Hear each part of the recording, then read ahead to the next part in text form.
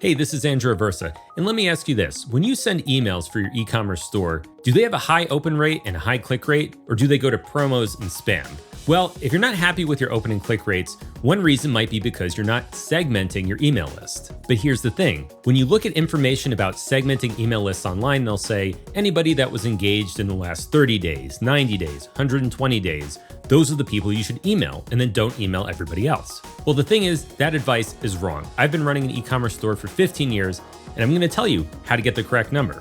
Is it 30, 60, 90, 120? None of the above.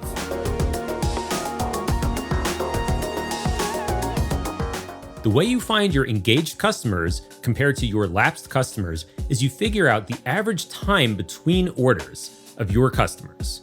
And here is how we're going to do that. Now, if you use something like Klaviyo, you can actually export all customers who have placed 2 orders or more. Depending on your e-commerce software, this might be built-in functionality. But basically, once you export it, you're going to get a spreadsheet like this. Now, I've blanked out the first column because these are real users and I want this to be anonymous. But we have average days between orders as one of the values here. Again, this is everybody that's placed at least 2 orders or more at my store.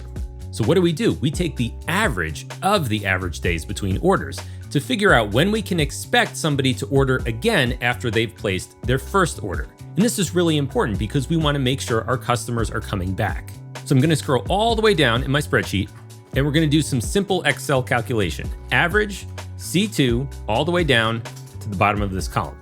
And we get a number 165 days. So for my store, on average, when somebody places one order, it's 165 days before they place another order. Half the people are going to be less than that, half the people more. So if I were listening to the average email marketer out there and they said it's 90 days for engaged customers or it's 60 days, that would be completely wrong for my store. My customers have a longer purchase cycle.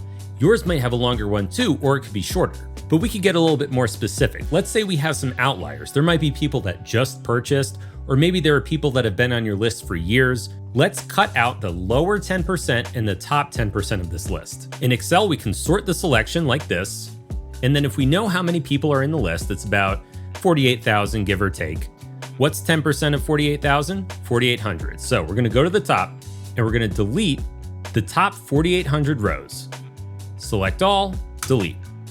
Then we're gonna scroll down. We got about 48,000 orders, so we do 48,000 minus 4,800. It's about 43,000. We don't need to be super precise with these numbers, just in the ballpark is okay. So we go up and we delete up to 43,000. So now in column C, we have the middle 80% of our list. Now let's do that same average calculation again. And so we get 105 days. So for my store, if I take out the outliers, the bottom 10% and the top 10%, I get 105 days between orders. This is an extremely useful number because I can build a segment based on this. I can send a campaign only to people that have purchased within the last 105 days. It could be an upsell, it could be a cross-sell, it could be a new product announcement, but I know that these people are within the average order window. On the other hand, let's say I want to reach out to people to get them back and maybe offer a discount. I know that I should wait at least 105 days before I reach out to them. And I should probably wait like 50% longer than that, like let's say 150 days, before I start offering a discount.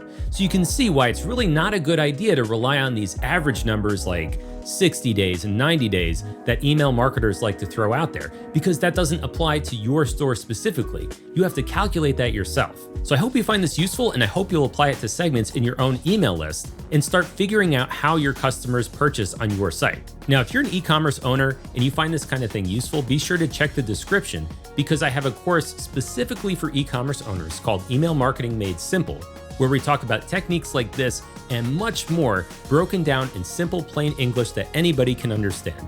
No need to be a marketer, a graphic designer, a copywriter, or a statistician. These are the techniques that are going to boost your store revenue 30% or more if you do it right. So hey, once again, this has been Andrew Aversa. Be sure to like and subscribe if you start segmenting your own emails, and I'll see you in the next one.